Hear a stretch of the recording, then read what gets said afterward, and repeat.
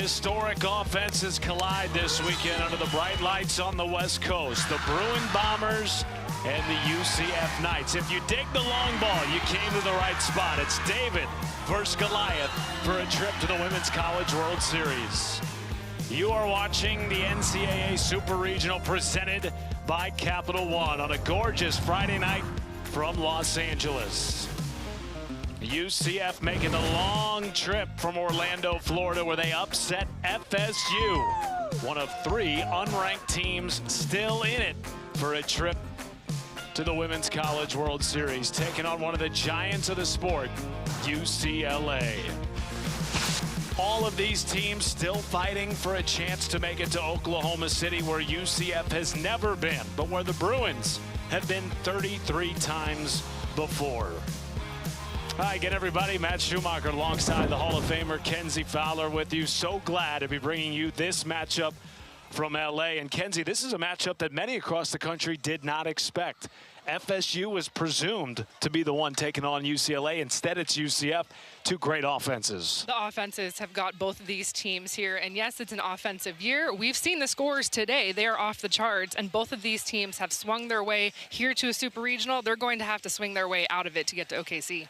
UCLA's been swinging their way through their opponents all season long. 28 run rule victories. We saw one of them in the regional final. This is the nation's leader in home runs. They have swung 193 long balls. And you think about the program and the storied history that comes with UCLA. They smashed their own program record. So that's something to be said for itself. 8 players with double-digit home runs. Of course, the highlight is Megan Grant hitting that 40th last week. But my goodness, this team brings the offense. UCF's mantra has been, we aren't supposed to be here. Their run to their second ever Super Regional began with a comeback victory against Jacksonville State in the opening round. Then they hammered Stetson in the winner's bracket. Yes, you heard that right. Stetson and UCF in the winner's bracket. Then in Game 7 against home, nationally ranked FSU, they pulled off something that had never been done before in program history, beating the Seminoles in the NCAA tournament. And now they've got a date with UCLA. One of these two teams is punching their ticket to Oklahoma City. Game 1 from UCLA is next.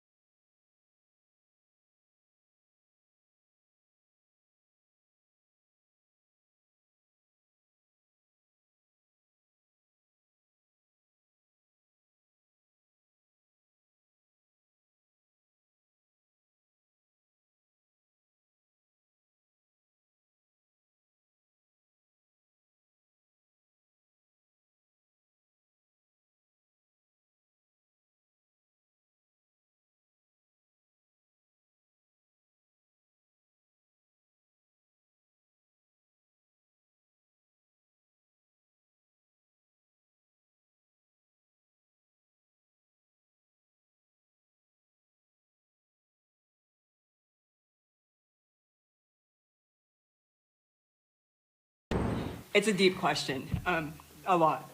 What she means, a lot. And she has a lot of fight, she has a lot of guts, and she will definitely go down in history as one of my most impactful pitchers, and I love her to death. So I'm just going to say Coach I talking about Taylor Tinsley and what she has meant to this program, throwing over 200 innings coming into the Super Regional. She started all 3 games of their regional right here on this field a weekend ago. She starts Game 1 tonight of Super Regionals against the UCF Knights.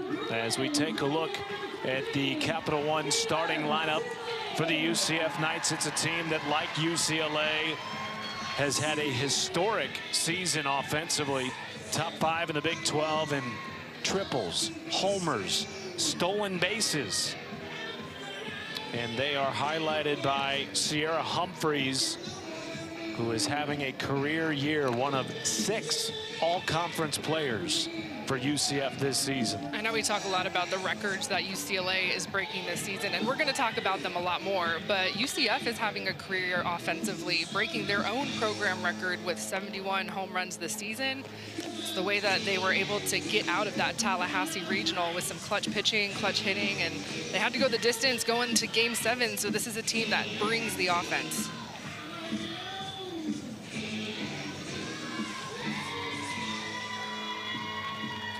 Taylor Tinsley has 30 wins this year, Kenzie. She's top 5 in the country in wins, innings pitched, complete games. You name it, she's done it for this program this year. Well, the All-American, the senior, she's going to pitch a lot, if not every single pitch in the Super Regional. She pitched 280 pitches in the regionals, and she's going to bring it up, she's going to bring it down.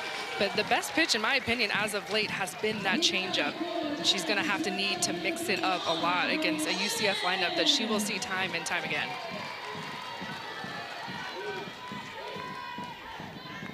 Aubrey Evans leads it off for UCF. Redshirt senior from Apopka, Florida. Looks at a strike called by our home plate umpire, Megan Raven.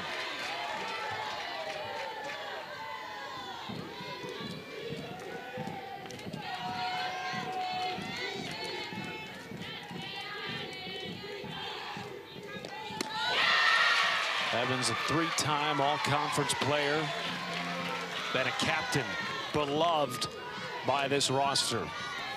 That returns so much from last year, a team that fell short in the regional.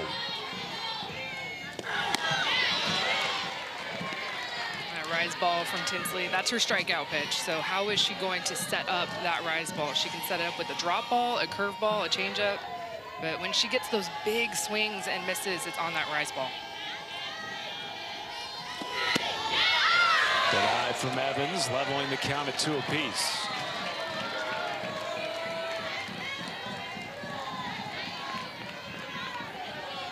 In UCF's 4 regional games, they hit 280 and scored 17 runs. They have the ability to be explosive. Big swingers, and you see it right there. That's a 2-strike swing, but Aubrey Evans, the senior, trying to start this game with a little bit of oomph to it. That's a big swing with 2 strikes.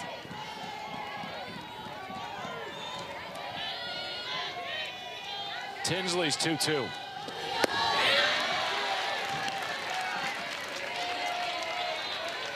They are unashamed to say it, Kenzie, that, quote, we aren't supposed to be here. And so there's a level of, why not us? We have nothing to lose. UCLA has everything to lose in their mind. And it was a very loose bunch before the game. You and I got to the field about 2 hours prior to this, and there's a lot of dancing down on the sidelines, and the music was bumping, and you could just tell UCF was definitely trying to effort to keep that lightness that they carried through the Tallahassee Regional and carry that here all the way from Florida to California. I mean, that's a long trip. Can't lose that momentum. Evans lines the payoff into the mid of Alina Garcia, 1 down. That's a great at-bat. It's exactly what we want out of your senior, to see a lot of pitches, make the senior in the circle work. And look, this is going to be part of the strategy for UCF. They know that UCLA is kind of the one horse in the circle, right? If they want to get out of this Super Regional, punch their ticket to the first ever Women's College World Series, they're going to have to find a way to beat Taylor Tinsley. And so a strategy I would absolutely be talking about is long at-bats. A lot of foul balls, taking a lot of pitches, get that pitch count high.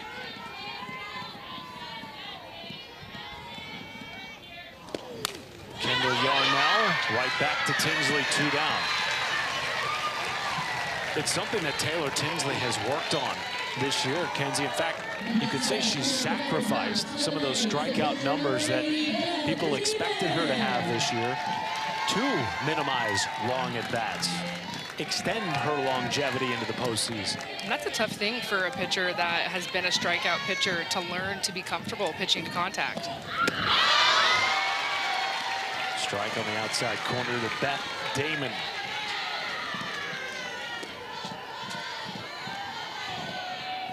Has been on a tear in the month of May. 4 homers, 11 runs batted in.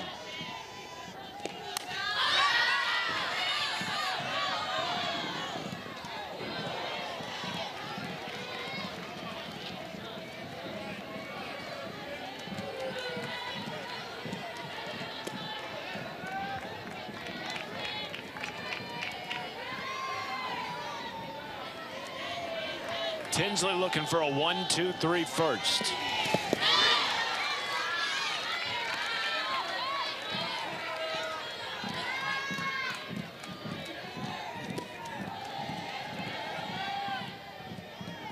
She and Alexis Ramirez, affectionately known as Lefty behind the plate, so in sync all year and throughout the postseason. They have a special bond with the amount of innings that those two have been battery mates for.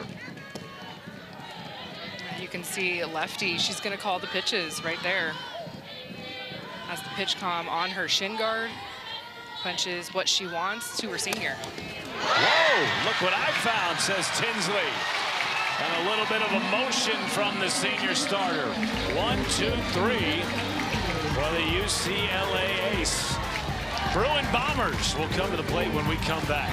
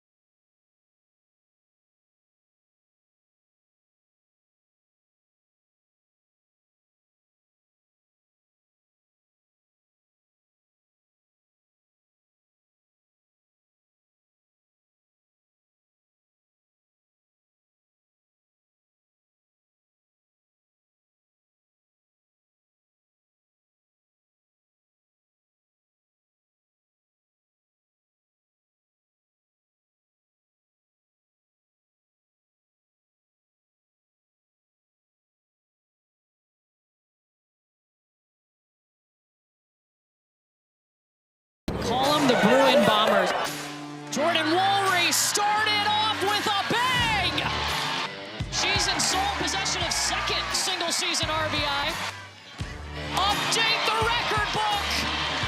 Megan Grant sending number 40 over the fence. What a moment. Holy moly. 40 home runs in a season. Nobody's ever done it. Megan Grant and Jordan Woolery have lit the softball world on fire this year. Those two becoming the first teammates to hit 30-plus home runs in the same season in the history of this sport. And Jordan Woolery's 111 RBI not only lead the country, but rank second all-time in the history of UCLA. As we get a look at the starting lineup brought to you by Capital One. You mentioned it in the open, Kenzie. 8 different players hit homers last weekend in the regional. And now UCLA will take on a very interesting UCF staff. And it is a staff. They will start Ava Stewie tonight, which may have raised some eyebrows coming into game 1 of the Supers. Well, it's no secret that UCF and head coach Cindy Ball-Malone is very comfortable using a full staff. The bullpen will be fully active, I expect, this whole game tomorrow. It is all hands on deck. And you just add to the fact that this is a freshman getting the biggest start in her career.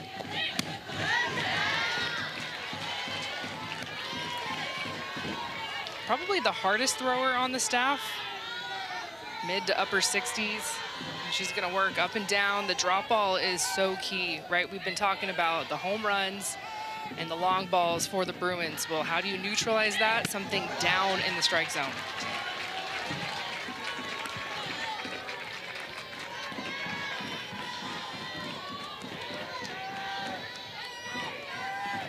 Taking on one of the great leadoff hitters in the country this year, Riley Slim. 3-0. Slim taking all the way for a strike.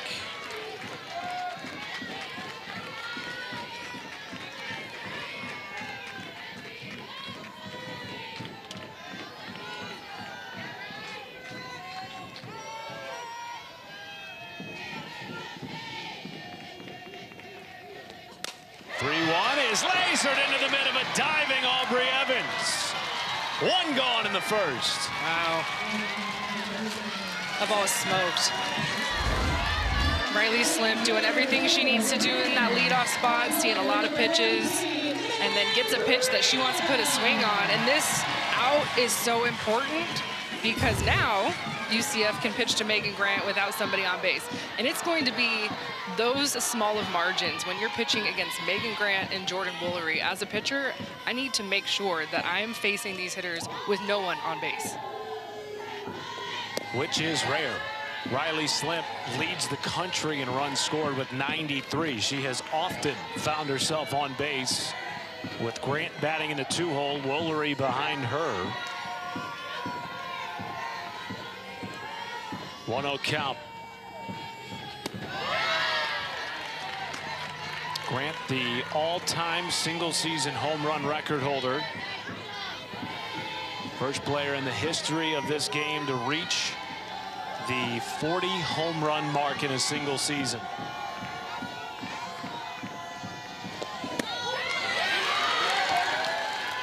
Has maintained an incredible level of patience this year. Knowing often she will not be pitched to, was walked 4 times in the same game against Cal Baptist.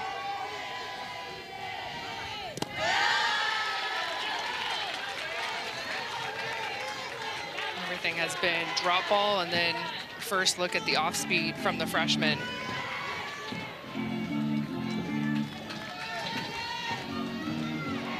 Still some more history for Grant to capture. She is 1 home run shy of tying the all-time UCLA career home run record held by Stacy Newman.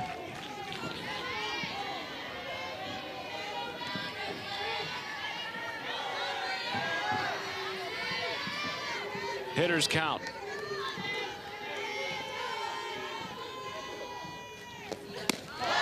And she draws a 1-out walk. It's part of her game that I don't know if we talk about enough, her pitch selection. And being on base for her counterpart, Jordan Woolery. And it's why you see the RBI total for Jordan Woolery as high as it is. Megan Grant is either hitting home runs or drawing walks. And she's now reached base safely in 18 consecutive games, leading the country with 69 free passes. Woolery bouncing ball to third, backhanded and thrown across the diamond by Coco Jaimes. 2 down, and Grant in scoring position. A little surprised to see Jordan swing first pitch there, especially she's watching what Megan is doing in front of her, seeing a lot of balls. There was really only one pitch that was close to the heart of the plate.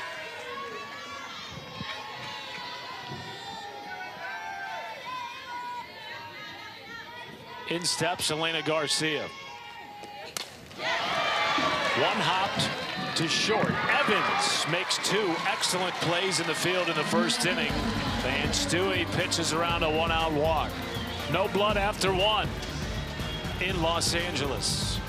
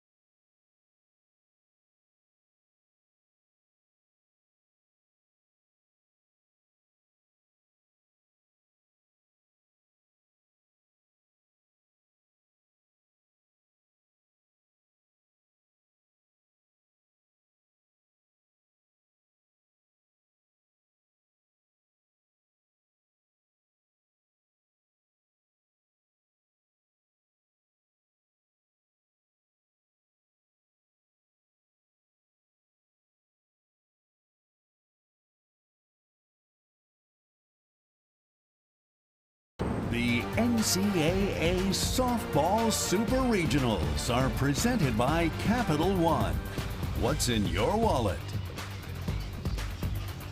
What a night in Southern California. The backdrop for this Super Regional featuring David and Goliath. UCLA seeking their 34th trip to the Women's College World Series. That leads all programs against a program in UCF who has never been there before and is in just their 25th season playing college softball. Matt Schumacher, Kenzie Fowler with you all weekend long. Game one of this Super. UCF went 1-2-3 against Taylor Tinsley in the first inning. They lead it off in the second with their cleanup hitter, Izzy Mertes.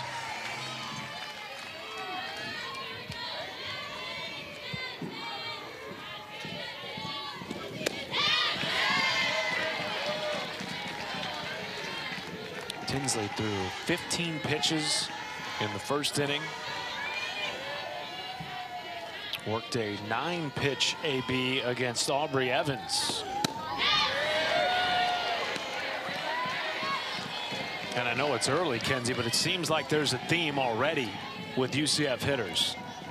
Yeah, there's a lot of pitches being taken, and so for Tinsley, she's got to see that and feel that very quickly.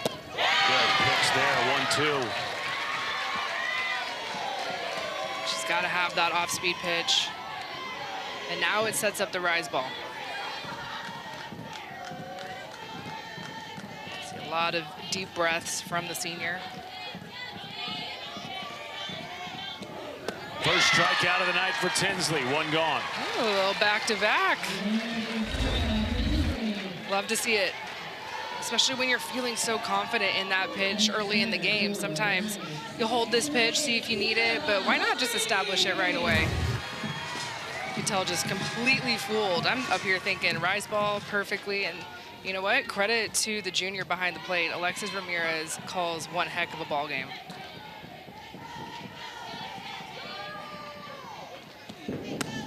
To Sierra Humphreys. No, it's interesting. Tinsley, of course, as we mentioned, started all 3 games of the regional, was tagged in a big way against CBU in the opening round, gave up 9 earned runs. And part of it, Coach I told us, was that her rise wasn't as sharp. We didn't see the same drop from her rise to her drop ball as when she's really on.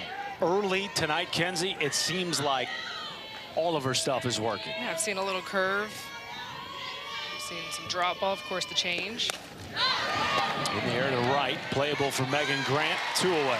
Her drop ball is her most improved pitch. So when Taylor came into UCLA, she was kind of a one-dimensional, I'm a rise ball pitcher, throw hard. And, you know, you have some roster movement in the offseason, and you're looking at what is returning, and she's like, well, I'm probably going to have to pitch a lot. I need to shore up my drop ball. And so Taylor went to Coach Lisa Fernandez, of course, the GOAT, and said, can you tweak this a little bit? I need a drop ball that I can throw anytime, anywhere. And I want you to coach me up, and I want you to coach me hard, because I'm going to need this pitch. And she's thrown that drop ball a lot. And when you have pitches low in the zone, whether it's a drop ball, a changeup, it sets up what is her best pitch. It's that rise ball.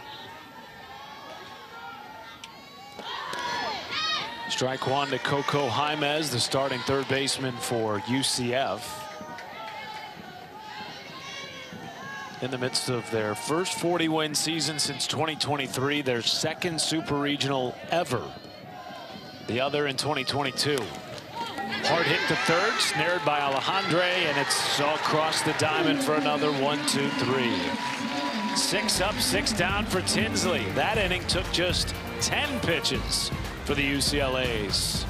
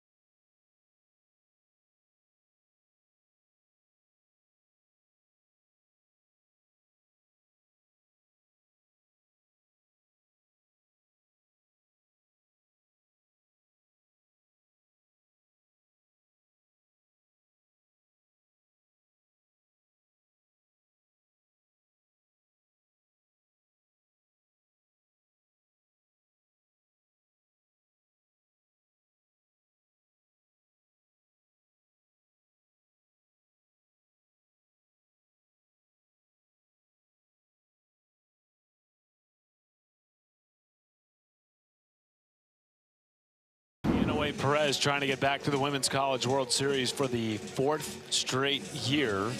Has a bit of a younger team this season, just 4 seniors, but has told us all week long the leadership of those seniors has been elite. That has impressed her and her staff for a program that has won 50 games again this season. Finished 3rd in the Big Ten, lost to Nebraska in the Big Ten tournament championship game, and they've won 6 out of their last 7. They've done it in different ways, Kenzie. They've shown grit, resilience, and leadership in the biggest moments. This is a coach that knows how to get it done in postseason. And yeah, it is a relatively young team. Of course, the headliners are the seniors because they're the superstars on the field of Megan Grant, Jordan Woolery, and Taylor Tinsley, but 10 newcomers. And you look at who's in this lineup, there's a lot of freshmen, a lot of sophomores. And so Coach Inouye Perez has had her hands full a little bit. She was frank with us when we talked to her yesterday about where this team was in the fall and where they are right now today. Completely different, just because of all the newness that they had to kind of grow into that culture. Speaking of youngsters,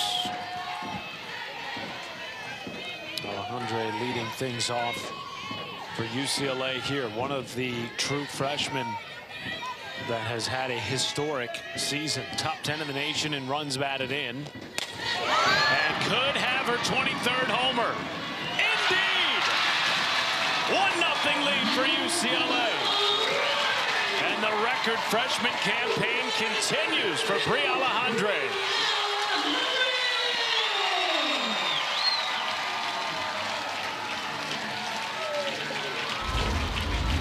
And this is what makes this team so special, is because we're going to be talking about Megan Grant and Jordan Woolery, but the rest of this lineup is dang good. And you want to talk about a freshman that plays big. Coach Inouye Perez says she has swag. And this is a really big swing. And the emotion that this freshman class brings to kind of fuel those seniors, it's why we're seeing the offensive year that this Bruin team is having. It has been 1 through 9. Anyone swinging big. Of course, the seniors are leading us, but freshmen with a huge statement here early. Already has the single season UCLA freshman home run record. And has just tied the Big Ten freshman single season home run record. Tapper from Bragg back to the circle, 1 away.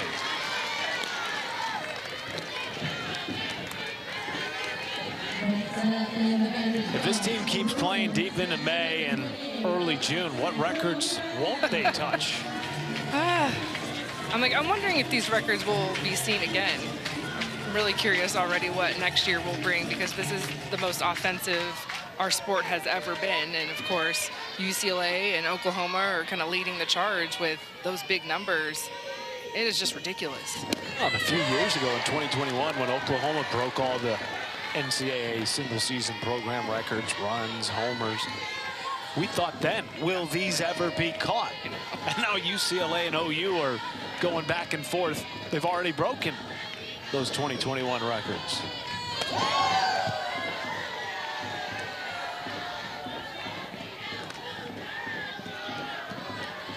Well, the good news for UCF is that it was a solo shot. And we'll be talking about that a lot, because we're all watching the same games, even just today, how many home runs are being hit. You have to be so sharp as a pitcher to limit the free passes. It's the most important thing right now, because your team can do the same thing. Your team can also hit those solo shots. 2-1 count to Alexis Ramirez. Beth Damon, who's done such an excellent job handling a staff of 8 pitchers this year as just a sophomore. Brief visit to the rubber. Could see 5-6 arms realistically throughout this super regional this weekend for the Knights. Inside ball 3. Yeah, think about this battery. You have a true freshman in the circle and a sophomore behind the plate. So we're talking about the youth for UCLA. Well, UCF is also very young. A couple of seniors that they start. But this is a big moment for this program, and they're going to lean on that youth. Second out of the inning from Aubrey Evans. I mean, they are putting up video game-like numbers as individuals, as a team, and it's top to bottom in this order, 1 through 9.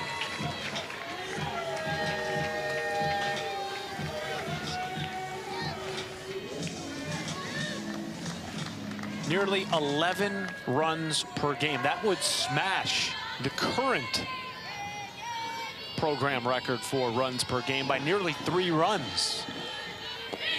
Yeah, honestly, what stands out the most to me on that chart is the walks. Leading the nation in home runs and walks. That is a very disciplined offense. I don't like that if I'm a pitcher. No, thank you. Don't even tell me that going into this series. I don't need to know that.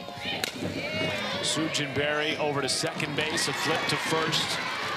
Stewie retires the side after a solo bomb for Bri Alejandre, making more history. This is the best home run hitting team that we're going to see in the Supers. And how about a freshman with the biggest swing of her young career? Bruins are on top.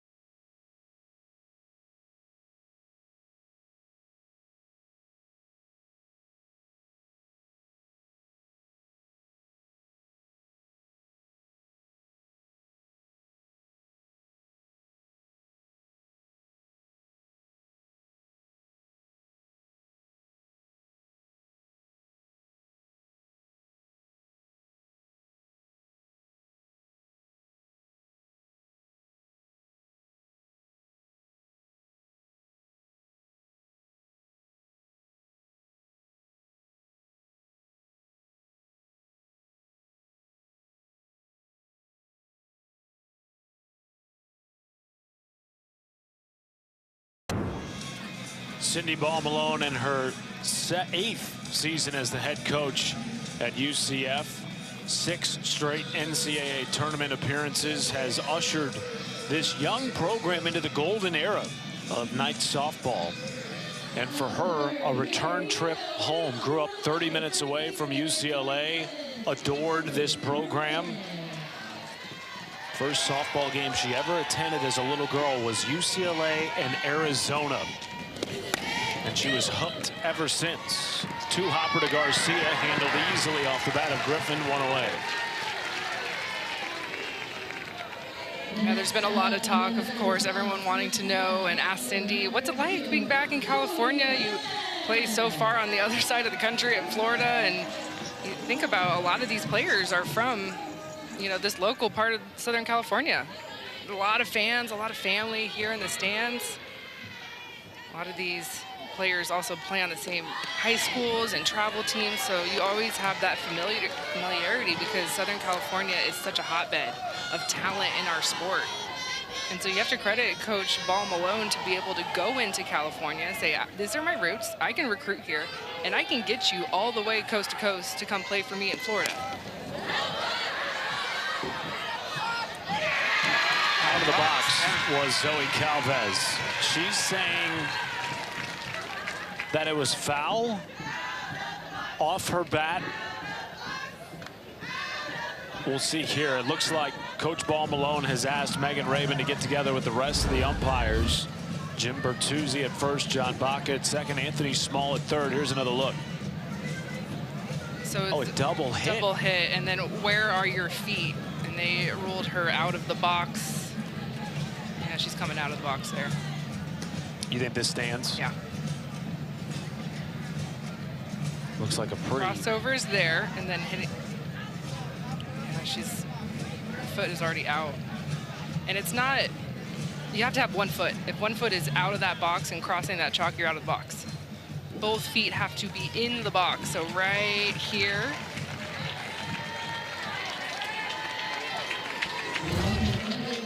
Ruling on the field stands, and it was a very brief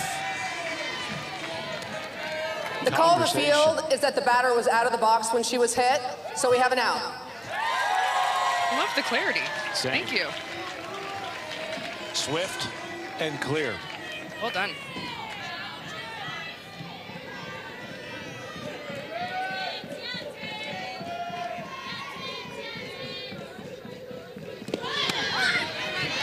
Ball one to Samantha Ray, batting in the 9 spot. This lineup is a little unique in the way that there are some small ballers at the bottom of this lineup, and 1 through 5, the heart. Those are the big hitters, those home run bats. So for Taylor Tinsley, for her seeing those lefties, it's going to be at the bottom of the lineup right here with Calvez and Ray. One of the California natives with dozens of tickets out this weekend to family and friends. Cindy Ball Malone estimated there would be a few hundred Knights fans in attendance this weekend.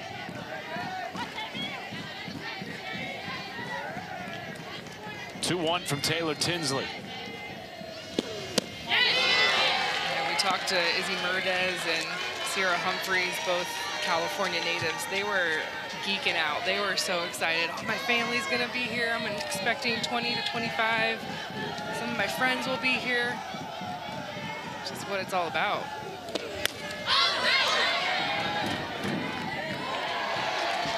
Ray grew up about a 4.5-hour drive from the UCLA campus, played for the Bat Busters travel ball organization, played with and against some of the UCLA Bruins on the travel ball circuit. 3-2, right off the mitt of Tinsley. And the third time tonight, she's fielded a ground ball. 9 up and 9 down for Tinsley. No base runners yet tonight for UCF. And a 9-pitch inning for the UCLA star.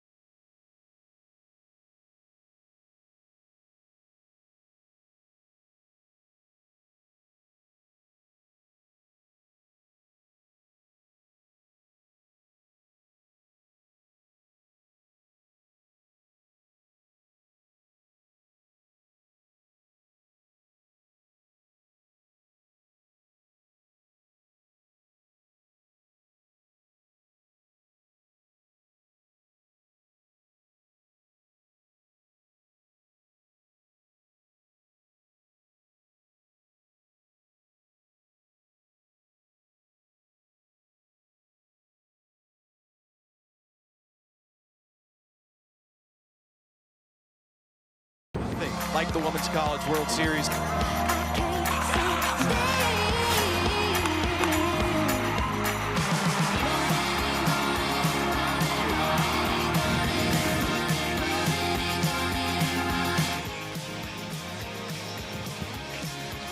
Women's College World Series begins Thursday on ABC, ESPN, and ESPN2. Both of these teams need 2 wins to reach Oklahoma City. And winning game 1 has proven over the course of time to be huge in getting to OKC. Nearly 80% of game 1 winners have advanced to the Women's College World Series.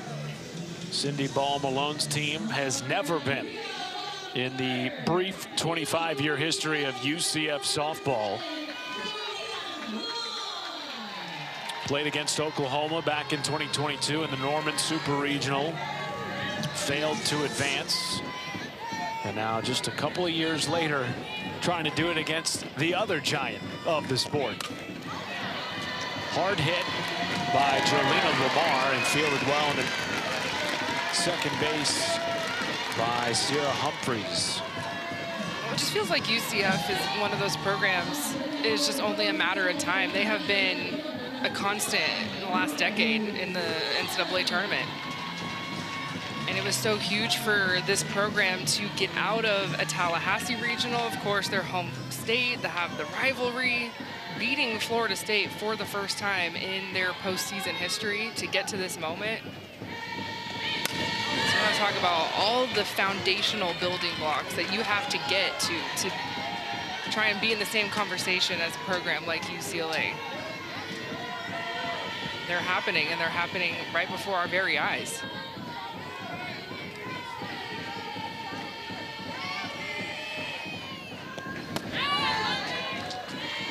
Kendall Yarnell told us, we're building something. UCLA is protecting something. And you mentioned the first postseason win ever against FSU. It was the first win, period, against the Seminoles since 2011. And many of the UCF players all throughout the week since that win have received text message after text message from Knights alum.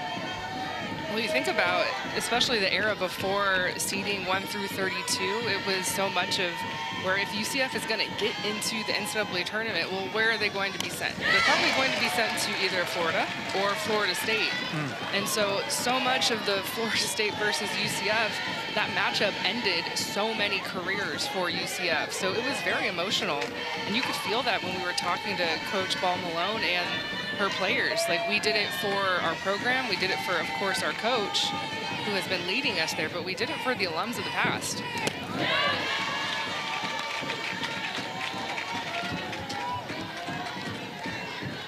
Full count to Riley Slim. Lined out on an excellent play by Aubrey Evans at short. In her first at bat of the night. 30th pitch for Stewie.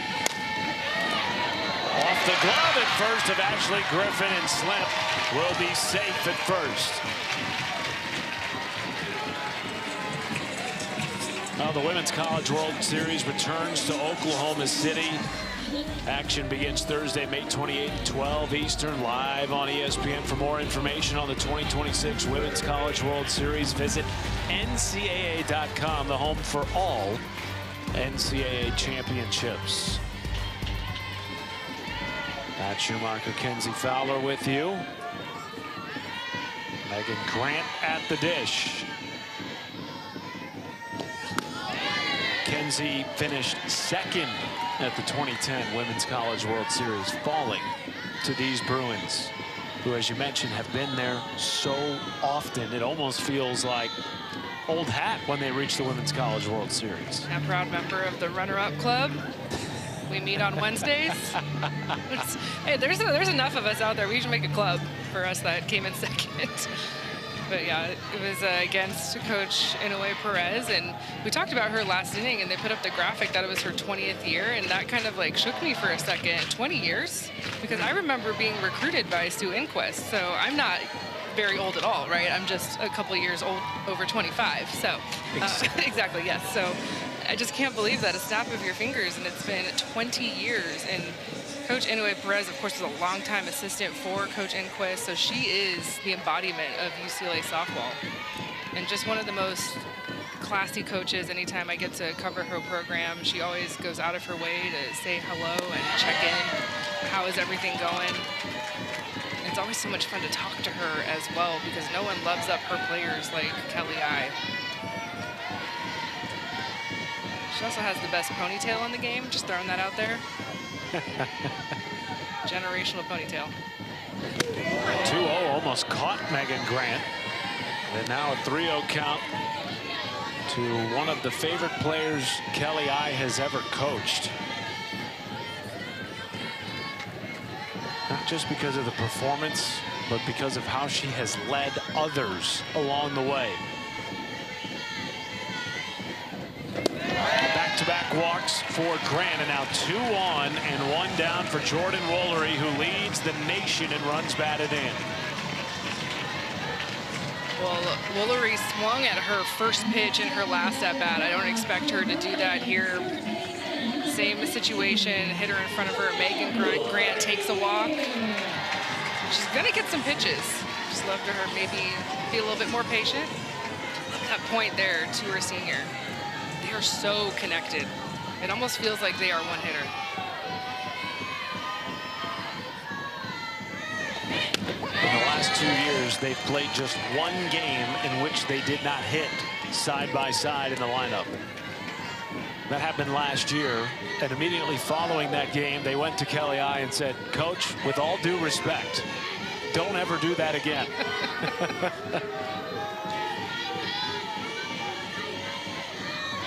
Woolery pops up the 0-1 out of play. When we were talking to Jordan and Megan, I was congratulating them, and we both were on getting drafted, and you guys are coming to an end here, and they were like, "Don't talk about it. We're not ready to be a part." Of course, this will be their last weekend here on their home field. But it's so much fun to just see them hit, talk to them. Their personalities are so different, but just superstars together. They'll go from teammates to foes. Yeah. After June 9th, both drafted the AUSL, as you mentioned, but to different teams. 1-2 count to Woolery. 1-run lead for UCLA in the bottom of the 3rd. Woolery down the right field line. At home run distance, but about 10 feet foul. You have to be really careful with Jordan on the outside part of the plate. She's one of the best, if not the best, right-handed hitters with oppo power. That ball was way off. See if that pitch maybe can set up something on the inner half, especially with a runner at second base, try and feed the left side of your infield. That's where Stewie was able to get her in her last at-bat, ground out to third base. Slimp at second, Grant at first. 1-2 pitch. In the air to center. Drifting in, Ray makes the catch. Both runners will stay put. 2 gone. That's a big out for Ava Stewie. Well, and setting up the changeup and saving the changeup for 1 pitch and 1 look. Huge out.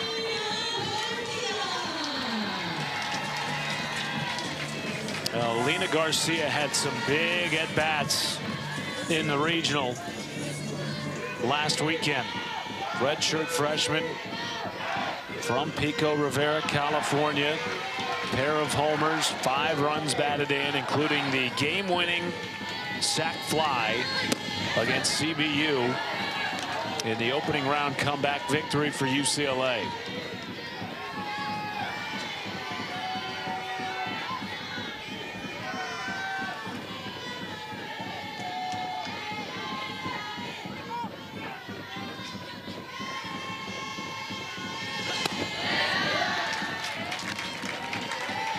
Should she reach, Bria Alejandre awaits on deck. Hit a solo bomb last inning, which has been the difference in the game to this point.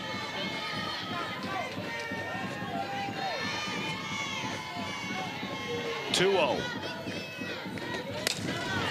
Rolled to short. Evans fires across the diamond, and Ava Stewie strands 2.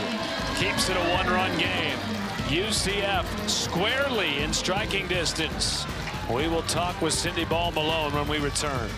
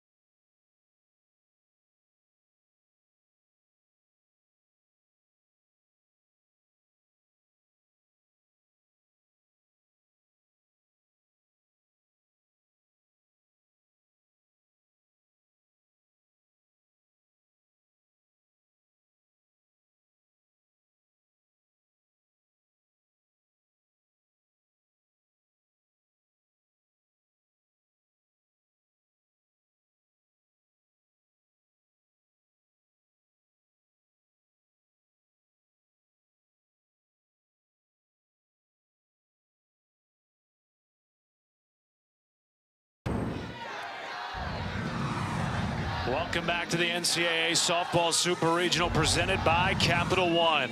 Gorgeous night in LA, a 1-0 lead for UCLA playing the UCF Knights, one of 3 unseeded teams left in the tournament. We're joined by Cindy Ball Malone. Coach, appreciate your time. You just brought your whole team over coming off the field that last half inning. What was your message to the Knights? Yeah, I think we need to swing freer. You know, we've got bats too, and so we got to get chippy like we normally are. Cindy, I know this is your home state. You have some players that are from the state. You recruit here. What's it like to see so much support in the state that you're from? Yeah, I mean, it's awesome. Couldn't be like, you know, the best situation. Like, grew up watching these guys in the stadium, and then to be able to have our family here, it's just so awesome. Coach, you got popcorn on your shoulder. I know it's not a chip, but you mentioned the chippiness. Your team gets it from you. Thank you for your time. Thank you. Go Knights. It's a fun team. You talked about it, Kenzie. We had a chance to meet with them yesterday. There's just a fun vibe about this team, and they own the identity of being the chippy, scrappy underdog. Yeah, the literal chip on the shoulder, kind of interesting. That was popcorn. Haven't seen that one this season. All the chips got eaten already. But they're young, they're loose, and you heard from Coach Ball Malone that we need to swing more aggressive and a little bit more free. A little tight, pressing too much, not the way that they have gotten to this point. They played very free. Outside of the first game against Jacksonville State, it was very tight. This team was down to their last strike. Came back, and after getting out of that first game, it was just kind of like, okay, this is what we need to do. We got that first W. Now we just need to play our version and be our best version, and that's free and scrappy and aggressive. They have yet to reach base tonight. Taylor Tinsley has been near perfect.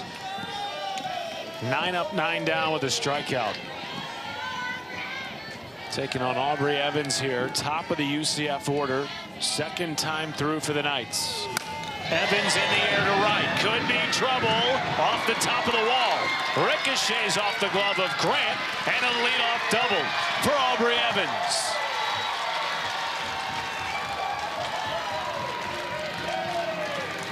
There's your free swing. And that's the captain, and she leads this UCF team through her play and through her energy, and that's why Cindy Ball Malone loves her in that leadoff spot, because she is a spark plug, the emotional and physical leader. And so now turning the lineup over for the second time, 5 straight hitters with double-digit home runs. You see the power there. Time called by Megan Rabin behind home. Corner infield drawn in here for Kendall Yarnell. 11th double of the year for Evans, puts the game-tying run in scoring position. Yarnell having an excellent NCAA tournament to this point. 4 for 13 with a pair of ribbies. See how closed off Yarnell's stance is. Something that she's worked on, trying to allow herself to be in her legs more and feel her legs. Stands a little bit more up, but really closes that stance off, wants to hit the ball up the middle. Battled through a dislocated kneecap last year. Primarily was the first bat off the bench because simply she could not move the way she naturally does. Opted for surgery in June and worked like heck to get back to full strength for this team. And boy, has she played a major role in the Knight's second trip to a super regional in program history. It's been her breakout year as a sophomore. Completely different hitter than she was a season ago. Of course, to your point, battling that injury, was used primarily as a pinch hitter. So this is her first year starting.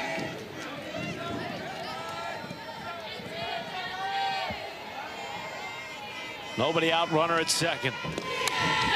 Fouls off the payoff. It's a good spot by Tinsley, up and on the hands.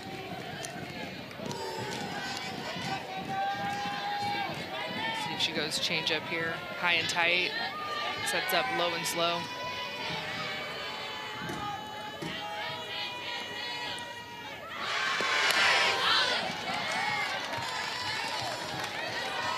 You mentioned Yarnell and her stance, a little bit more upright this year. Feels like she can get to any ball. Started tinkering with it in the preseason. First at bat of the year, hit a grand slam and decided, you know what, I'm going to stick with the upright stance. Works an 8-pitch at bat, pops it up in the infield, and it's caught for the first out of the inning.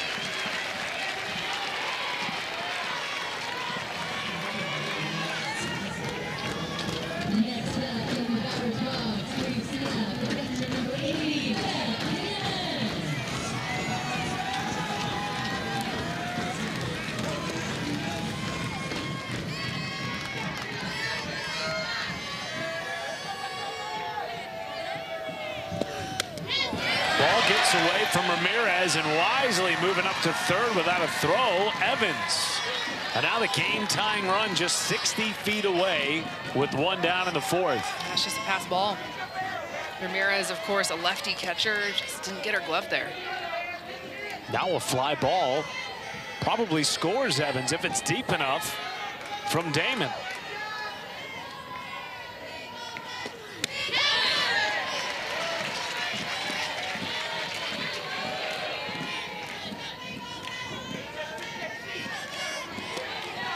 Knights batting .300 in the tournament with runners in scoring position. Damon has driven in 5 runs. Lines this foul down the left field line.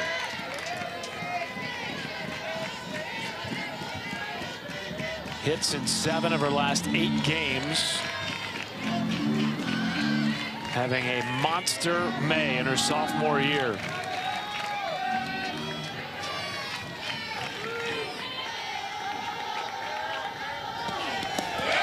Good block by Ramirez.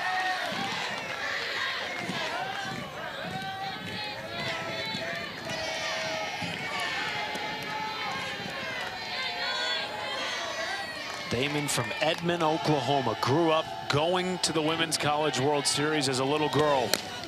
Chops it back to Tinsley, looks Evans back to third, second out of the inning. The drop ball on the inside part of the plate. We've seen now 4 comebackers back to the senior in the circle. Very confident going in tight to those right-handed hitters for UCF.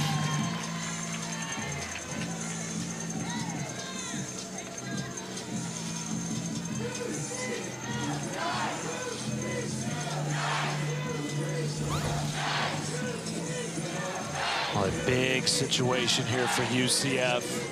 Middle innings, Cindy Ball Malone talking with Izzy Murdez, runner at third base.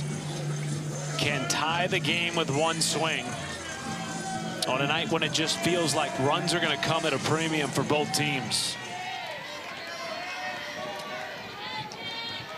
Mertes this year has hit .320 with runners in scoring position. Takes the ball upstairs. Without a doubt, this is their strongest bat. Has the most pop.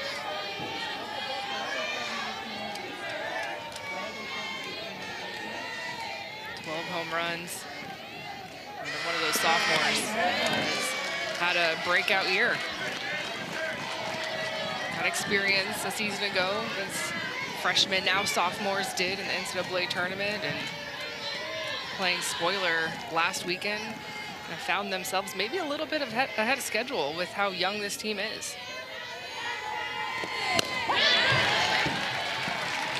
And another one of those players for UCF from the state of California. In fact, she played travel ball with lefty Ramirez.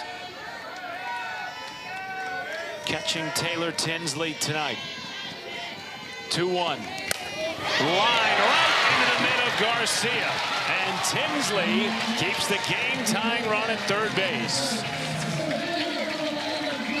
Well, UCF finally gets a runner on base against Taylor Tinsley, but the defense right behind her, you can see the emotion from the senior getting out of a jam. Senior's gonna go the distance for UCLA.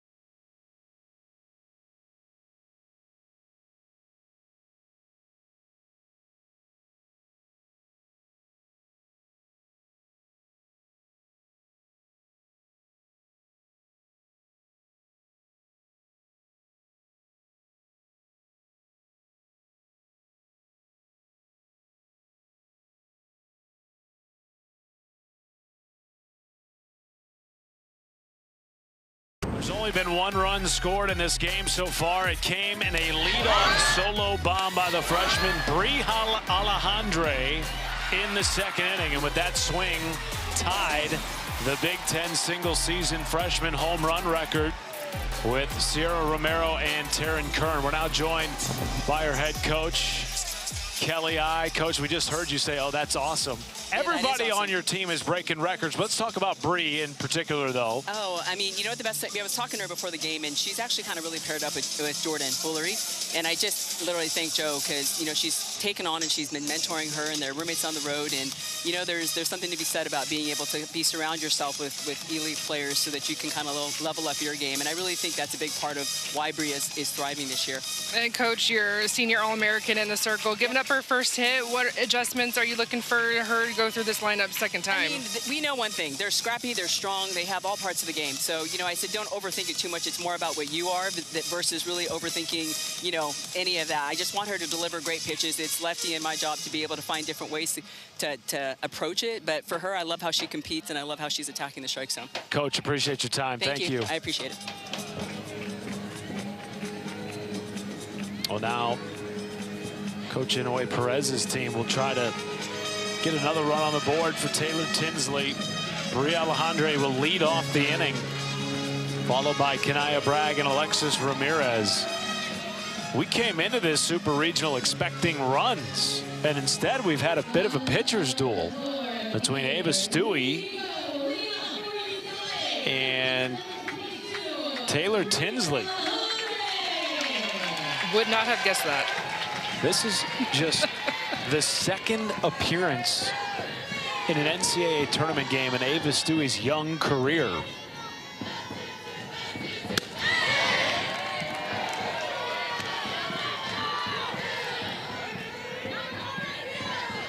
There's nothing against Stewie and Tinsley. It's just the numbers are what the numbers are on both sides for UCLA and UCF having career years offensively. Look, I'm not complaining. I will sit here for a pitcher's duel all day, every day. Oh, it's just so interesting, Kenzie, because Ava's only other NCAA tournament start was a run rule victory against Stetson. Following week, you got UCLA. Welcome to the show.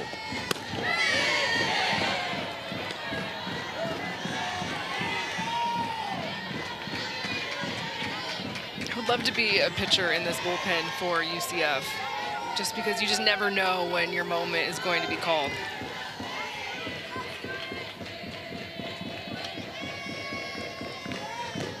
They used 3 different arms in the Game 7 victory of regionals against FSU. Third free pass issued tonight by Ava Stewie.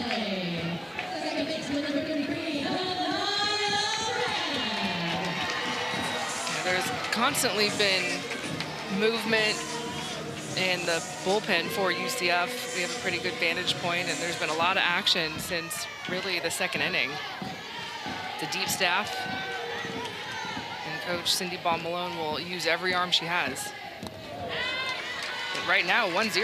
Stewie's held UCLA in check. It's really just been the one miss to Alejandre, who we just saw walk, and then the 3 passes. That's been it. Another visit to the rubber here by Beth Damon after 5 consecutive balls out of the zone by Stewie, who has fallen behind against the last 5 Bruin batters. There's the ace of the staff, Isa Vega.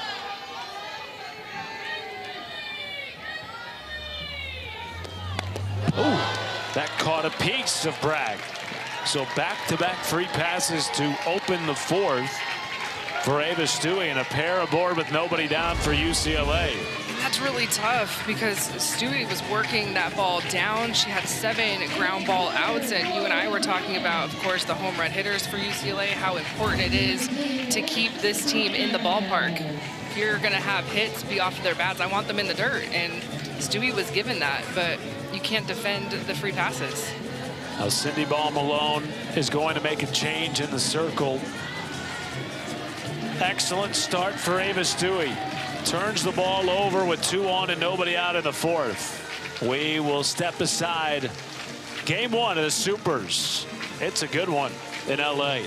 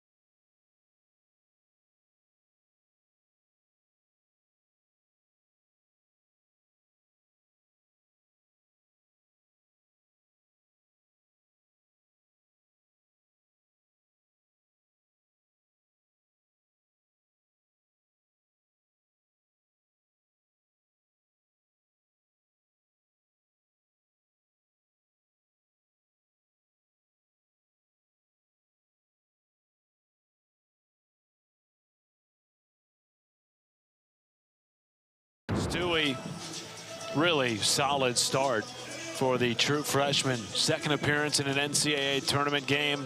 3 innings, 3 walks, 2 hits, 1 earned run. Is responsible for the 2 runners on, with nobody out in the 4th as she passes the ball to the Knights ace, Isa Vega, who did not begin the year as the ace, but with injury has stepped into that role and done so excellently this year, Kenzie. Yeah, she has blossomed into the face of the program, and the redshirt sophomore comes in a tough spot. her first Supers experience. And she's going to throw in the low 60s, and it's going to be all about the rise ball. And so you think about the matchup, and I'm sure that's a huge part of the change, because you're going from Stewie, who is all drop ball down in the zone, to Vega, who is upstairs with that rise ball. Key is also that changeup to counter that upspin.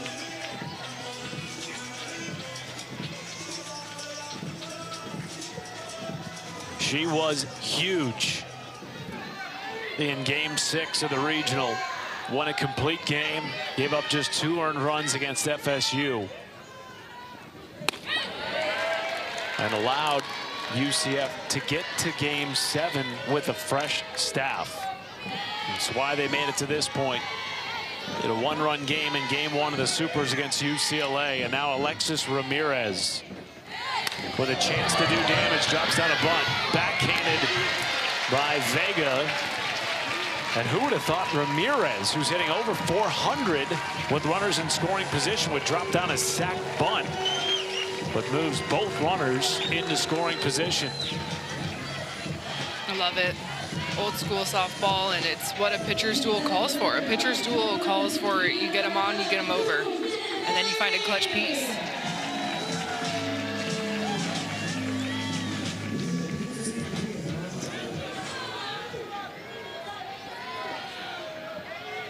Infield drawn in. Sujin Berry put it on the ground in her last at bat. You would think if it stays in the infield, it's coming home.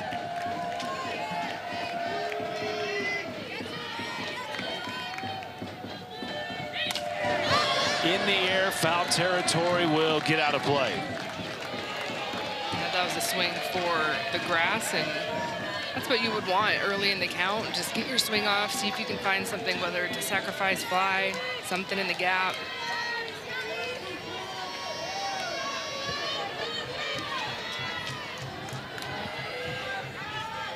Oh-2. Sujin starting in her 9th consecutive game after primarily coming off the bench for most of the year. Led the Bruins during regional play with a .667 batting average. Can she be the one to break it open in the 4th? Chopper, right side, only play at first. They almost didn't even get Berry. Humphreys really wanted to come home, didn't have time, and Berry makes it a 2-0 game. Yeah, even though Humphreys was playing a couple of steps in the base path, it's too slow a developing play for her. I mean, she would have almost had to have had a running start to have a chance. You can see the break at third from Alejandre. I think she got this ball out. She almost had that little hesitation, and that would have been real bad. Run scores and you don't get the out, but just one of those things where it was taking her to her left, ball was slow. That's unfortunate for Vega, because you want that ground ball all day off the end of the bat. Ramsey Suarez will come in to pinch hit for Jolina Lamar in the 9 spot.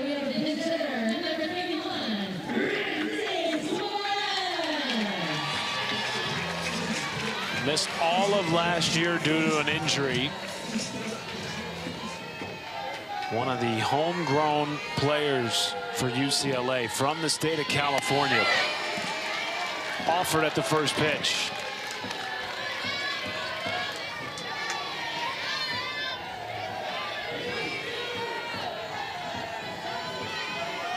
Seeking her first hit since May 8th in the Big Ten tournament. Offered again. I'm just unsure on that rise ball. She didn't agree with the call, but it's a check swing, back to back. That's a good call. Jim Bertuzzi all over it at first base. Vega 1 strike away here.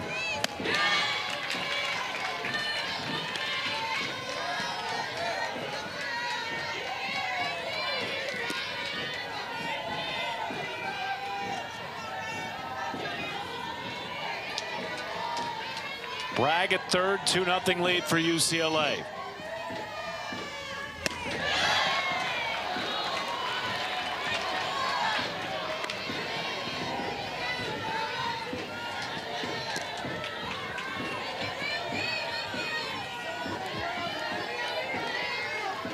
Bruins all tournament have created major damage with runners in scoring position.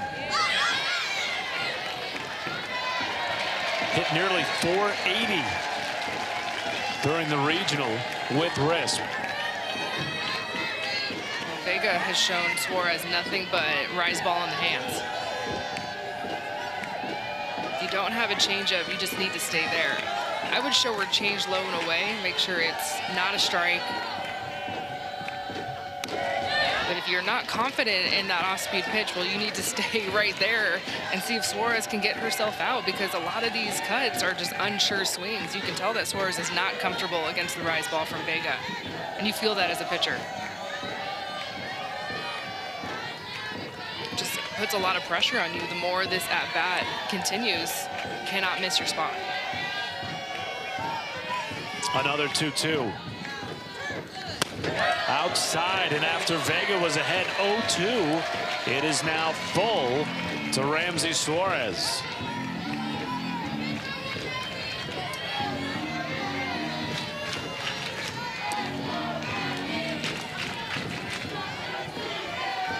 Eighth pitch of the at-bat. Suarez down the left field line, fair ball. It drives in, Bragg, and it's a double for Suarez. 3-0 Bruins.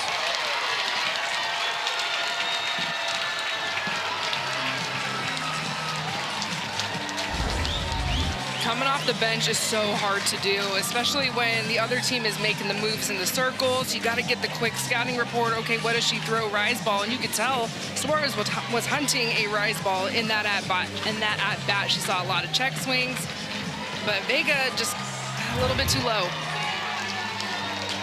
And just enough, a couple of inches fair. Not often you see a pinch hitter with 34 runs batted in on the year, but that is what Ramsey Suarez has done for this team all season, coming up with clutch hits. That was her first since May 8th. And now Jelena Lamar re-enters the game at second base. And ball one to Riley Slimp. Third time through the order now for UCLA.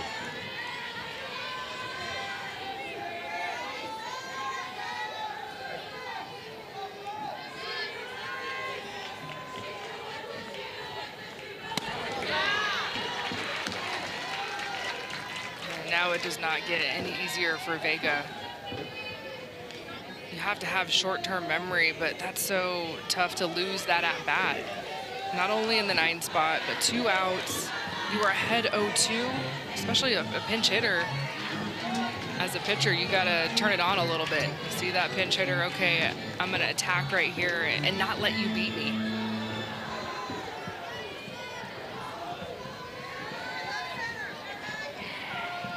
Behind to Slimp.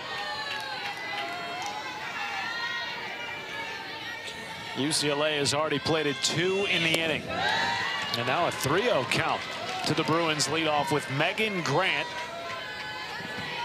the NCAA single-season home run record holder, awaiting on deck.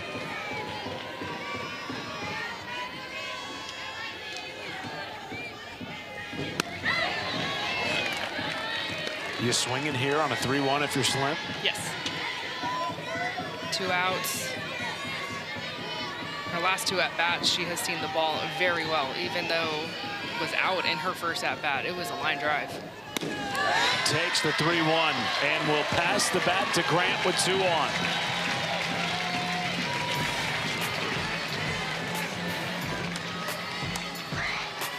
Every at-bat brings the chance of more history. This was her 40th home run of the season, a grand slam in Game 7 of the regional against South Carolina. A run rule victory, the 28th of the year for the Bruins.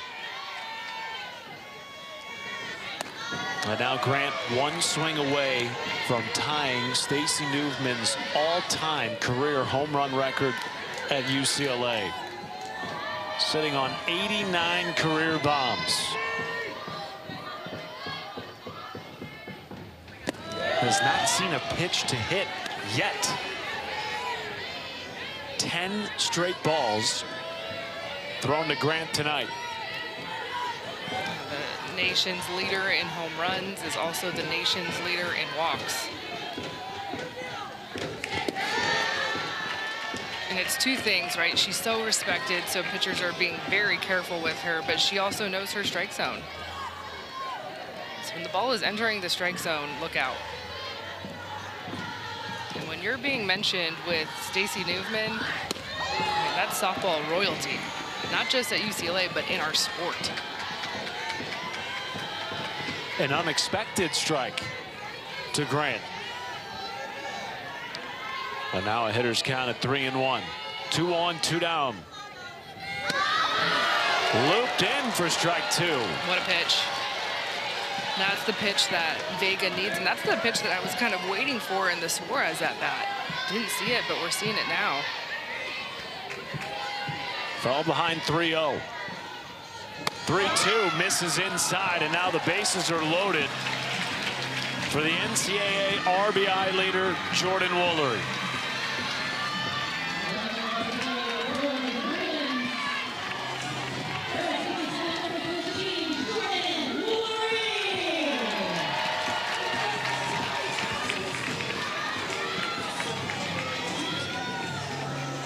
Woolery with 6 career grand slams, 4 of those this year. She's batting .588 with ducks on the pond.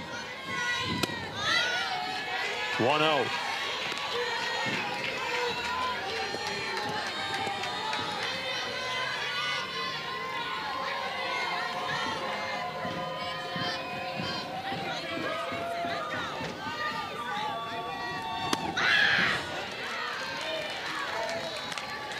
How you pitching Woolery here the rest of this at bat? I'm not giving her that pitch again, that's for sure.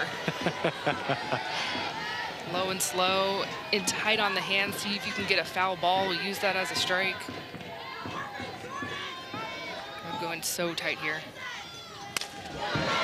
Up the middle, diving play at second base. Sierra Humphreys keeps a run or 2 off the board in the 4th. Had to have it. Sierra Humphreys, new at second base this year, but showing off the athleticism. Bases are loaded. The nation's RBI leader is up, and this is taking away a couple of runs. Big time catch.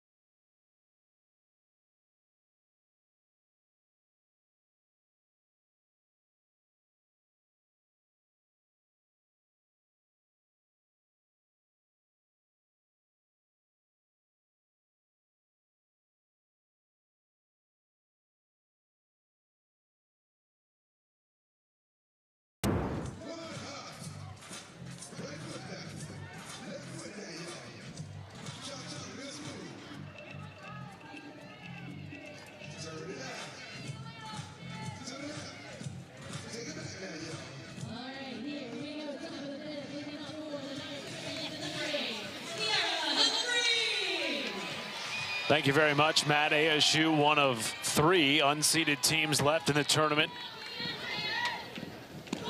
UCF also unseeded.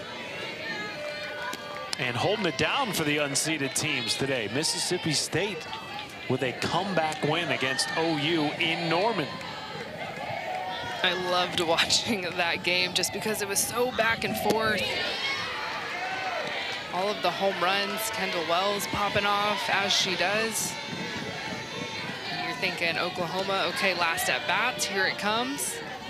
Somehow Mississippi State, big time win. Shout out to my broccoli guy who was in Norman. Spent a lot of time with broccoli guy in Eugene, so thought that the broccoli magic was continuing for the Bulldogs in Oklahoma.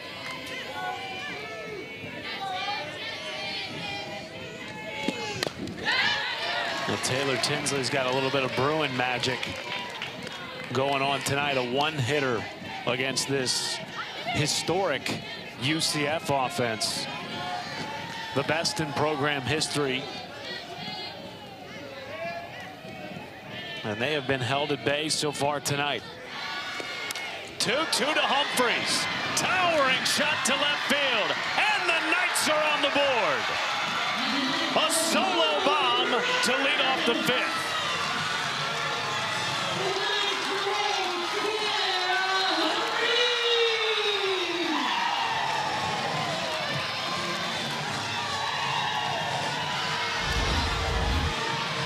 The Cali kid, she's swinging big.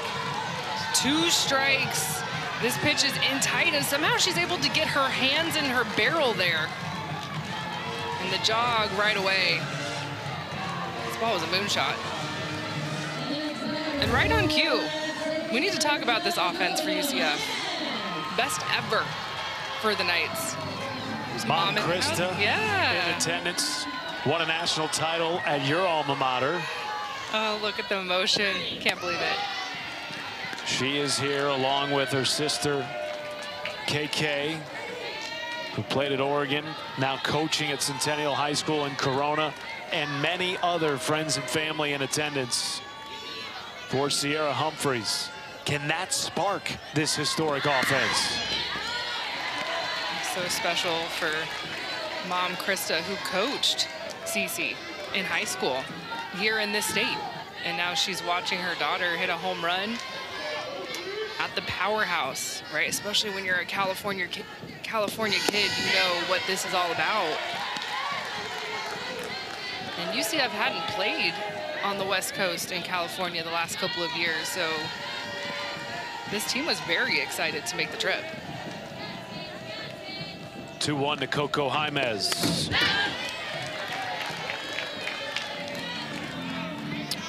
These two programs have faced each other 8 times before.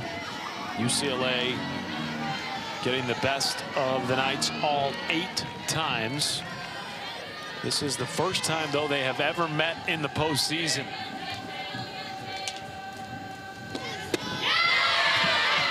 A strikeout for Tinsley. Second of the game, 1 down in the 5th.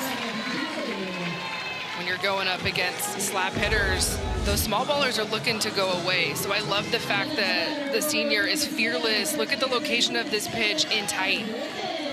And Jaimez, she can't really do anything with that. If she gets her barrel there, it's either going to Jordan Woolery with that weak contact because she's jammed, or it's a foul ball.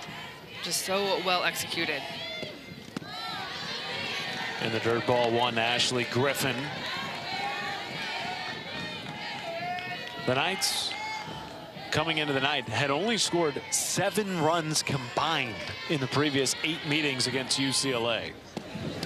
Never scoring more than 2 in a single game. They'll need at least 3 more tonight to take game 1.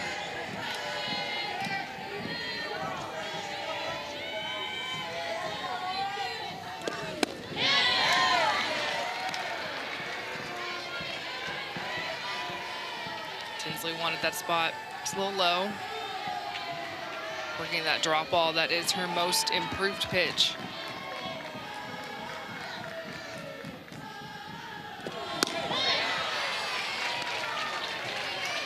She has thrown all but 2 2/3 of the innings in the NCAA tournament so far for UCLA.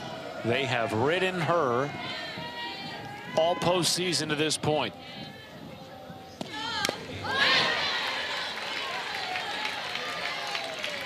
And she has not shied away from it.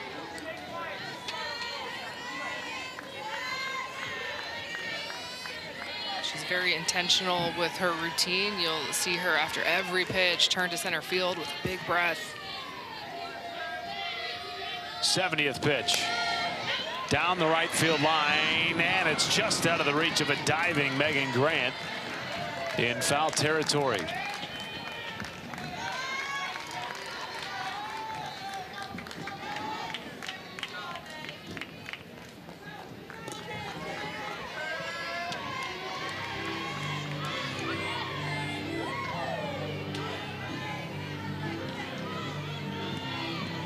Last 13 games, she has thrown 67 2/3 of the total 76 innings. On the year, has thrown just shy of 60% of UCLA's innings. Up the middle, diving play by Garcia. Popping throw is offline. And Ashley Griffin is the third Knight to reach tonight. Well, Monday, catch some afternoon Major League Baseball on ESPN. The Yankees head to Kansas City to take on the Royals. First pitch, 3:30 Eastern. Catch it live on ESPN, and you can watch the game streaming on the ESPN app. The Knights will pinch run with Ayala Durant over at first. Game-tying run coming to the plate here in the form of Zoe Calvez. Heavy small ball at the bottom of this UCF lineup with Calvez and Ray. And inside and tight to Calvez for ball one. The last 10 Knights hitters have seen a ball from Taylor Tinsley. And so Tinsley's been falling behind in the count and then having to work her way back, and the home run from Humphreys and then that single from Griffin, both of those hits with 2 strikes. Situational here with Calvez being that short gamer. You had just seen the infield for UCLA. They were in very tight. Side of the left field was way shifted over, and so this is just, what are we throwing, who are we feeding? Is the easier out maybe at second base with the speed of Calvez? And we talked a couple of innings ago how Taylor Tinsley has learned how to pitch to contact. This is a situation as a pitcher, I'm trying to pitch to contact. I'm trying to feed Alina Garcia or Brie Alejandre. Only 19 infield double plays turned by UCLA this year, despite Tinsley focusing on pitching to contact.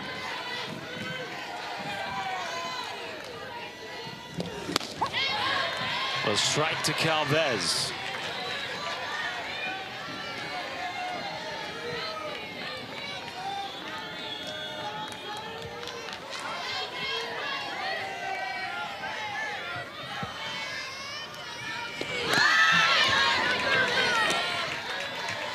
I feel like the bunt was there.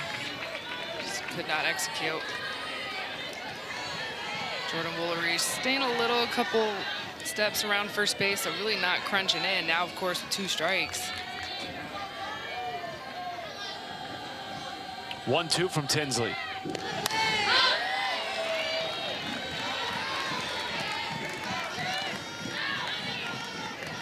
For one of these left-handed hitters are those triple threats where they can slap, show a drag bunt, and then also swing away. So that's really tough for a defense, how they're going to shift, how their depth is going to be, especially when it's changing pitch to pitch.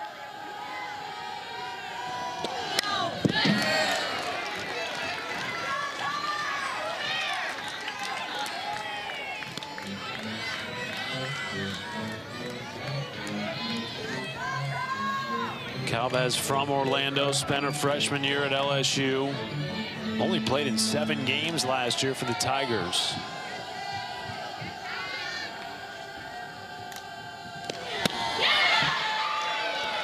Tinsley thought that was strike 3.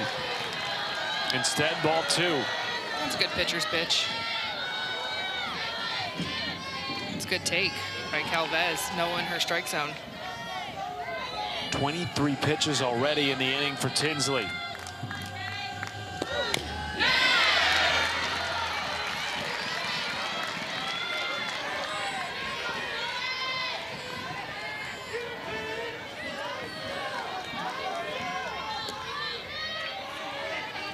LSU failed to make it out of their own regional last year, and so Calvez playing in her first super in her college softball career.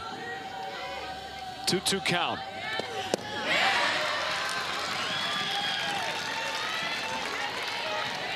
Everything has been down in this at bat, whether it's the backdoor curve or the drop ball. I've not seen that vintage Taylor Tinsley rise ball. 80th pitch of the night for Tinsley. In the air to center. Sends Lamar back, makes the catch, 2 gone, and Durant stays at first. Feels good for Tinsley. Working your way through the at-bat, so many foul balls. And then you get to 2 outs, and you know where you're at in the lineup as well. Are you going small here with Samantha Ray, who has hit nearly 400 this year? Or are you swinging away? I would go slap or drag. Absolutely put the pressure on the defense for UCLA.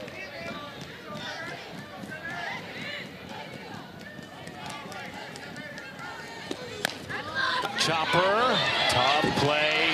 Tinsley makes it 5th comebacker tonight.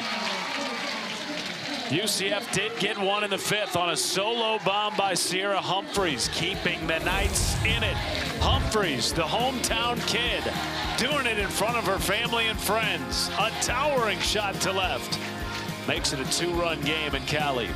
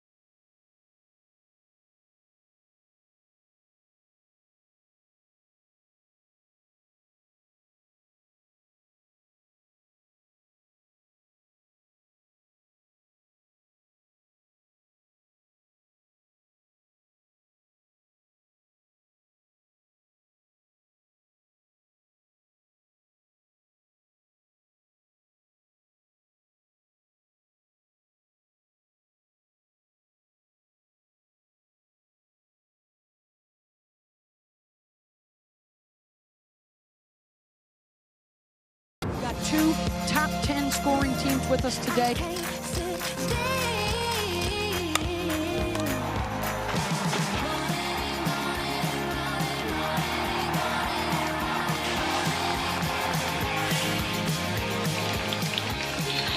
Monster matchup on the biggest stage, 12:30 Eastern tomorrow on ABC. Can Texas Tech win 2 in a row and punch back-to-back tickets to the Women's College World Series?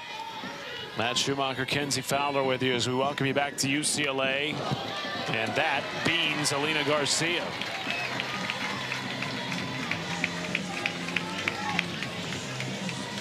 Isa Vega back in the circle for UCF. Came in last inning to relieve Ava Stewie. Remember Texas Tech last year won 2 in a row on the road at FSU in the Super Regional. Trying to make it back-to-back in the state of Florida, and that catches Bria Alejandre. Well, the free passes starting to really mount for UCF pitching. Well, it's one of those things where you have to try and neutralize the power for UCLA, and you can do one of two things. You can slow them down with an off speed, or you can go in really tight with something hard. The last place I want to be facing UCLA, their big home run hitters, is middle out. No, thank you. Obviously, middle in, that's a big X. We're not going anywhere there. So if we're going in, I'm going in tight, and if you miss, well, you're going in on the hands. That is the 8th free pass of the night, 4th hit batter. Cindy Ball-Malone chatting with her ace, Isa Vega, who they've relied upon so heavily this year, has eaten up the majority of the innings for a pitching staff that has been used as a staff. This conversation with Beth, her catcher, and of course Cindy, her head coach, it looked like it was just all about confidence. There's a lot of head nodding and positive words being exchanged back and forth, and you could kind of see Isa going, okay, I got it. Just trying to pump her up. She has been the one to get the ball in the big moments. Over 61 innings and 14 appearances against ranked competition this year. Monster shot deep left. Forget about it. Kanaya Bragg sends it deep into the LA night.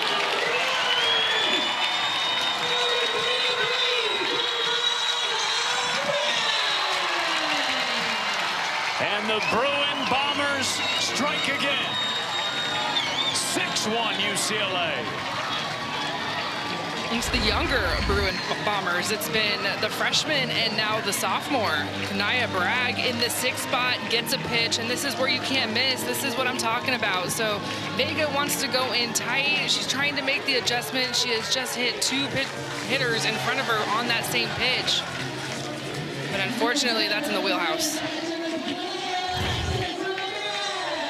6 runs batted in the tournament for Kanaya Bragg. Makes it a 5-run game here in the bottom of the 5th. And now if you're UCLA, you're starting to think about a run rule victory with nobody out. And the top of the order looming just 4 batters from now.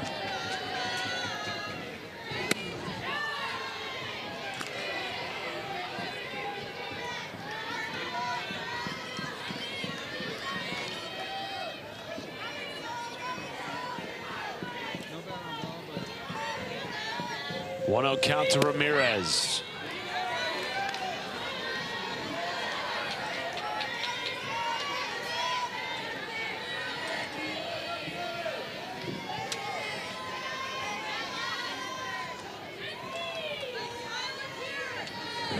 Ramirez didn't even put a full swing on that. Shoots it into the middle of left field. 1 down. The free passes will absolutely be talked about for UCF. Obviously, a lot of ball game left.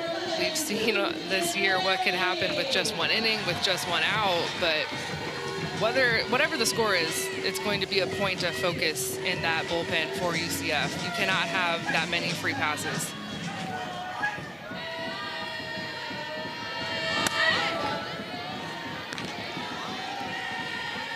Four of the 6 runs scored tonight by UCLA have come after walks or hit by pitch.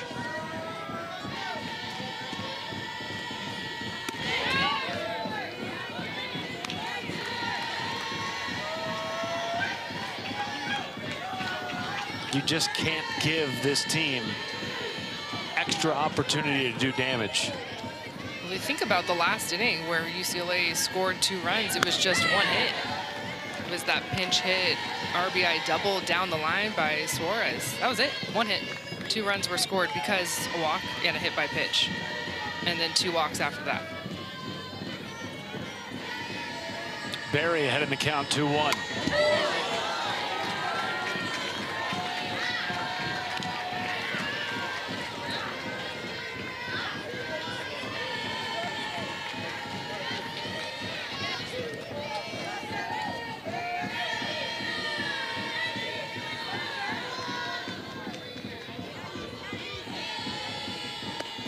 Ooh, did Barry go? No.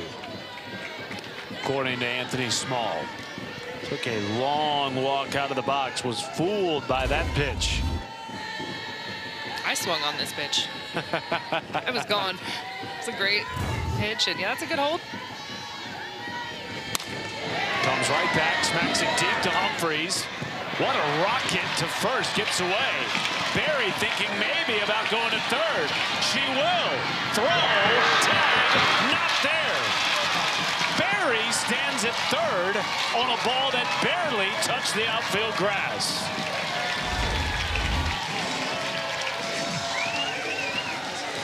Tough for UCF right now. The throw gets away, and then the backup gets by our catcher. And so the race is on. Beth Damon was right up the line where she should have been. It just got past her. They will rule that a hit and then an error by Humphreys. And so 2 errors in the night for UCF, a team that did not commit a single error during the regional. UCLA applying pressure here with a chance to end the game. Jolena Lamar, if she can get on base, the game-winning run would come to the plate in the form of Riley Slim.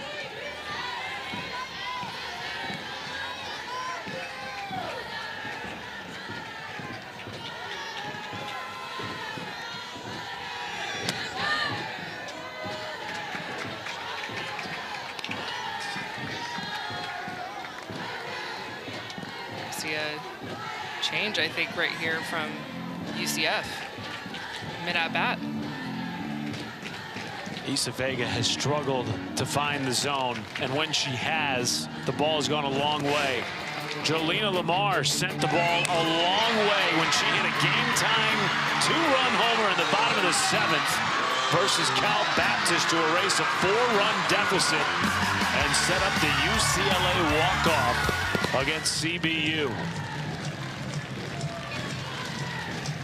She will be at the plate with a 2-0 count against a fresh arm for UCF. You can see for UCLA getting new information. Who's it going to be? What are we looking for? It's a tough scout for UCLA against UCF.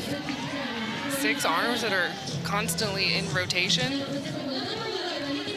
But for Jolena Lamar, this is a freshman that has worked her way into the lineup.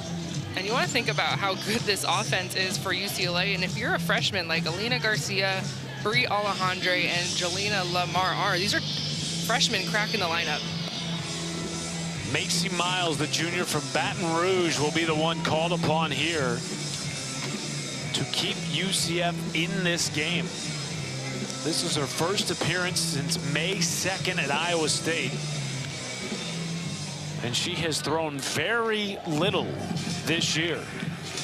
Just 11 in a 3rd innings pitched for the junior.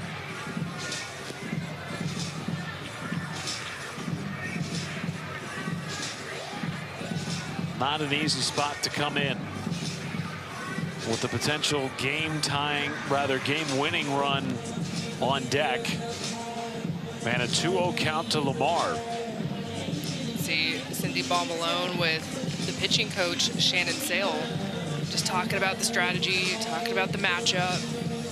Of course, Cindy Ball Malone was an amazing pitcher in her day, and it's kind of what she's known for as a coach. She's known for being that pitching-minded coach, but as a head coach, thought it was time, okay, I need a little extra work, especially in a bullpen that is so deep. I need someone else that's experienced. Shannon Sale, of course, national champion at Oklahoma, was a GA for Cindy, now promoted to pitching coach. It's kind of that 1-2 punch where we're in this together. I need you in the bullpen constantly, but I will call pitches as the head coach, but you're my right-hand woman. No time for Miles to get comfortable, to ease into this relief appearance. Already a 3-0 count to Lamar.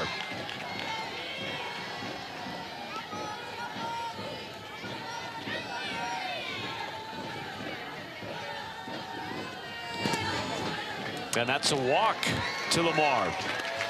Runners at the corners, 1 down, and the potential walk-off run coming to the plate with Riley Slim. Well, I know it's not Megan Grant or Jordan Woolery, but Riley Slim has had great at-bats. Has hit the ball very sharply twice, drew a walk, seen a lot of pitches. This is a hitter that kind of asked for the pressure, right, in her sophomore year. Going through it all last year, and you know what? I think I want to be leadoff. Give me the heat. I want all the smoke. Absolutely. Let me bat in front of Megan Grant. Such a big responsibility to set the table for Megan Grant, Jordan Woolery, and the rest of this historic offense. And she's done so with excellent execution, batting .432 this year, leading the nation with 93 runs scored.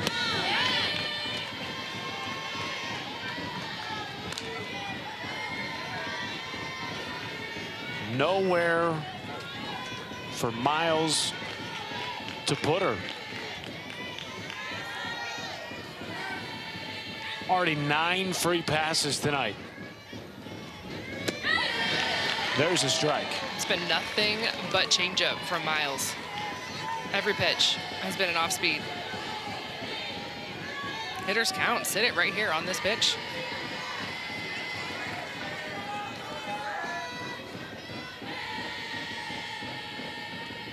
Slim sends it to right field and ends game 1 with a walk-off bomb.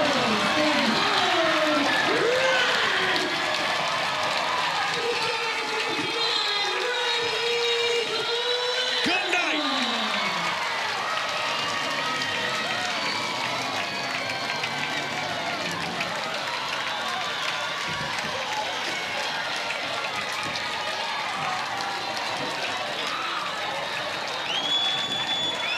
Well, she sat on it. Got herself into a hitter's count, had seen nothing but changeups. And this was a swing that almost looked like batting practice. Look at that big leg kick, sees it so big, and it's in front of her. That's got to feel so good. And Matt, it's so impressive. We're talking about 2 seniors, Jordan Woolery, Megan Grant, all the headlines. The 3 big hits for UCLA tonight came from underclassmen, 2 freshmen and a sophomore. Swinging so big. And this is so huge for UCLA to save the arm of Taylor Tinsley. We know we are going to see the All-American senior for UCLA tomorrow in the circle. It's not a secret. Everyone knows it. So the fact that UCLA had the urgency with 2 runners on there to say we are going to end this game because we can and we need to if we want to go the distance, get out of this stupor and make it to OKC. So big. 29th run rule victory this year for UCLA, the most in program history. And now the Bruins are yet again 1 game away from a return trip to the college softball mecca, the Women's College World Series in Oklahoma City. We will step aside, and when we return to wrap things up, we'll chat with Riley Slim.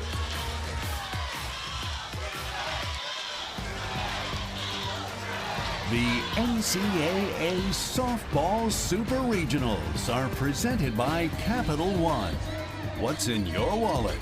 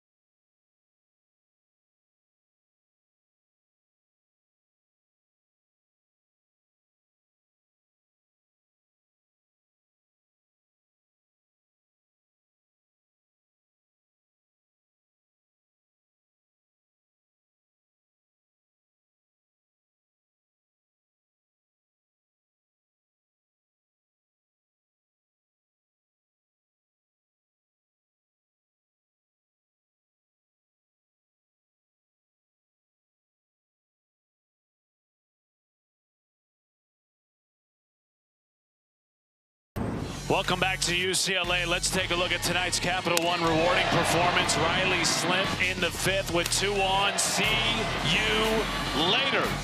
29th run rule victory of the season for UCLA. Slimp walks it off for the Bruins, taking game 1 of the NCAA Super Regional against UCF. We're now joined by Riley and her teammates and all your gloves and all your How are you holding all of that right now? I don't know. I don't even know it's on me right now. We're going to get a picture. We'll send it to you later. Okay, Riley, take us through that at bat. You saw nothing but off speed, yes, and you knew what was coming. Yeah, I mean, I think we do a lot of preparation for these moments, so just shout out to all the coaches for having us prepared. And I think, I was prepared, honestly. That's all I could say. Riley, tell us about your journey. Coach Inouye Perez said that you came to her and said, I want to be your leadoff. I want to bat in front of Megan and Jordan. Was that a conversation that you had? And then, of course, why did you want that moment? Yeah, I mean, I think that's always been the dream, and just, I don't know, there's just so many great bats behind me. Like, I think being leadoff is so freeing because I know, like, all I have to do really is get on base, and I'm gonna be a run for the team. So I think that's really awesome. Riley, we've talked about Taylor in the circle and how she's been a workhorse for you all season long. And Megan said yesterday how you guys are so motivated for her. Yeah. Was that a conversation in the dugout? Like, we need to end this right here for Taylor. Yes, I mean, Tins has been working her butt off every single game for us, and I think just that's our goal as an offense, is to make her life easier, honestly. So I think that's all we're trying to do. Riley, this team was so close to being upset in game 1 of the NCAA tournament, and since then, you guys have been on an offensive tear. Was that a spark for this team? No, I mean, I think we have the same mindset going into every game, no matter the opponent. So I think, we're just here to work and, just take the win, I think. All right, we're going to let you go. Rest. We'll see you back here tomorrow. Thank you very much. Bye. Thank you, guys. Balancing the butter on the bat and everything. She's doing it all. A woman of many talents. Riley Slimp walks it off for UCLA. The Bruins take game 1 in run rule fashion. What a night in LA.